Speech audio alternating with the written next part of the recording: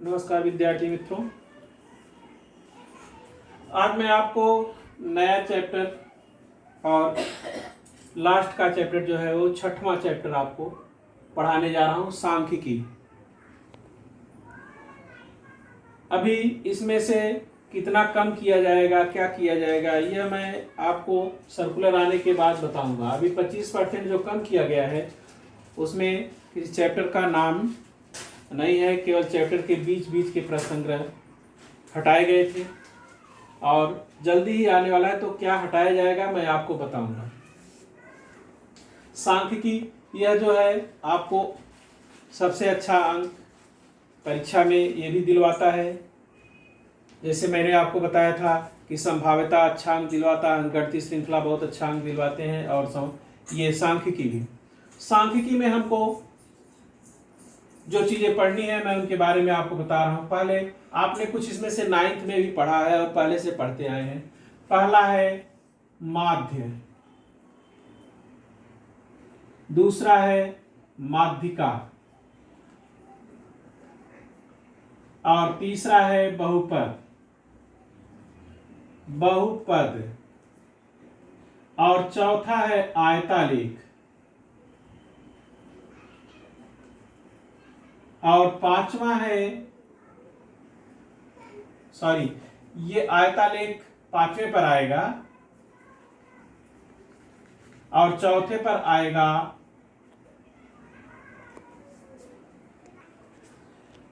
आयतालेख के बाद आएगा वृत्तालेख। माध्य, माध्यिका और बहुलक, बहुलक के बाद आयतालेख और वृत्तालेख, ये 5 चीज आपको पढ़नी है। इसमें ये जो माध्य है इसके 3 जो है विधियां हैं। पहला है प्रत्यक्ष विधि,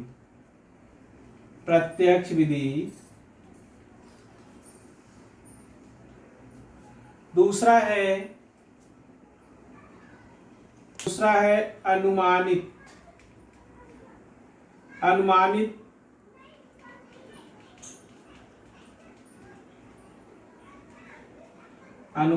विधि। इसके 3 नाम हैं। इसको कल्पित माध्य विधि भी कहते हैं, अनुमानित भी कहते हैं, और इसको गृहीत माध्य पद्धति से भी माध्य निकालना कहते हैं। और तीसरा है सोपान विचलन, यहाँ विधि नहीं बल्कि पद्धति आप कहिए।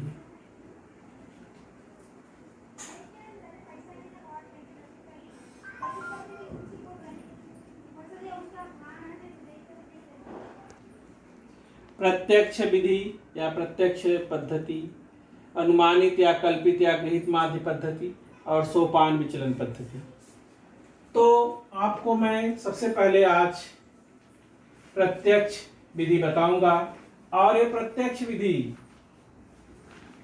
आपने 9वीं कक्षा में पढ़ा है, लेकिन उस प्रत्यक्ष विधि से पहले मैं आपको 9वीं कक्षा का रिवीजन करूंगा। आपने वर्ग पढ़ा होगा, वर्ग 9वीं कक्षा में। वर्ग जो है यह 2 तरह का होता है। पहला होता है जैसे 1 से 10, 11 से 20, 21 से 30, 31 से 40, और दूसरा होता है 0 से 10, 10 से 20, 20 से 30, और 30 से 40। अभी मैं बताऊंगा दोनों में क्या अंतर है। उससे पहले इसको कहते हैं वर्ग की उच्च सीमा और इसको कहते हैं वर्ग की निम्न सीमा।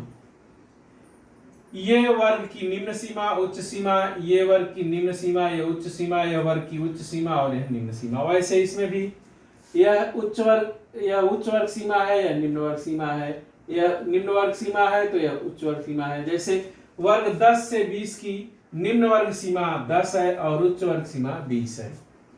वर्ग 20 से 30 की निम्न वर्ग सीमा 20 है, उच्च वर्ग सीमा 30 है। तो इस प्रकार यह जो है वर्ग सीमा है। इसमें आपको 2 तरह का मैंने वर्ग बताया। अब दोनों की विशेषता देखिए।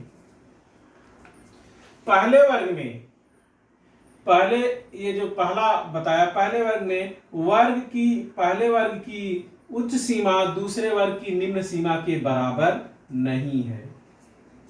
देखिए 10, 11,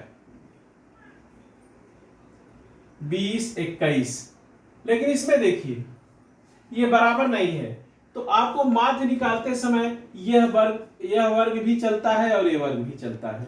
लेकिन जब आप माध्यिका और बहुलक निकालेंगे तो उसके लिए इसे कहते हैं सतत स्वरूप में वर्ग। सतत स्वरूप में वर्ग, ये सतत स्वरूप में वर्ग जो है, एक पहले वर्ग की उच्च सीमा, इसमें पहले वर्ग की उच्च सीमा दूसरे वर्ग की निम्न सीमा के देखिए बराबर है, और दूसरे वर्ग की उच्च सीमा तीसरे के निम्न सीमा के बराबर है, तीसरे वर्ग का जो है चौथे के बराबर है। तो इसलिए सतत स्वरूप में वर्ग है। मैं आपको बताऊं, ये जो है ये माध्य ज्ञात करने के लिए इस वर्ग का भी प्रयोग होता है और इस वर्ग का भी उपयोग कर सकते हैं, दोनों का। लेकिन माध्यिका और बहुलक के लिए वर्ग का सतत स्वरूप होना अनिवार्य है। सतत स्वरूप कैसे बनाते हैं इसको मैं बताऊं, उससे पहले मैं आपको बता रहा हूं वर्ग मध्य, ये आपने सब नववीं में पढ़ा है। वर्ग मध्य बराबर वर्ग की निम्न सीमा या उच्च सीमा जो भी लिखिए, वर्ग की निम्न सीमा, निम्न वर्ग सीमा इसको कहते हैं, प्लस वर्ग की उच्च वर्ग सीमा और बटे 2, ये इसका सूत्र है। अब जैसे मान लीजिए हमको 10 से 20 का लेना है, तो 10 निम्न वर्ग सीमा हो गई और प्लस 20 उच्च वर्ग सीमा हो गई और बटे 2, तो 20 और 10 30, 30 का आधा करेंगे तो 15, वर्ग मध्य कितना हो गया 15। अगर मान लीजिए मुझे 20 से 30 का लेना है, जैसे 20 से 30 का वर्ग मध्य, 20 से, एक चीज ध्यान रखिएगा, इसे से बोलते हैं, 20 से 30 वर्ग, 20 से 30 का वर्ग मध्य। सूत्र लिखेंगे, सूत्र मैं नहीं लिखूंगा, एक नंबर का सवाल आता है, सूत्र लिखने पर आधा नंबर होता है। तो इसकी निम्न वर्ग सीमा है 20 और प्लस उच्च वर्ग सीमा है 30, 30 बटे 2 बराबर हो गया 50 बटे 2, तो ये बराबर हो गया 25। आपको वर्ग मध्य निकालना आ गया। वैसे इसका भी अगर करेंगे तो 1 और 10, 10 1 11, उसका आधा तो 5.5 आएगा। इसका भी वैसे निकालेंगे। वर्ग मध्य निकालना आज मैं आपको बता रहा हूँ क्योंकि आज थोड़ा वीडियो में प्रॉब्लम भी हो रहा है, तो इसलिए इतना ही पढ़िए आप लोग, और इसके आगे मैं आपको प्रत्यक्ष विधि से अगले पीरियड में बताऊंगा।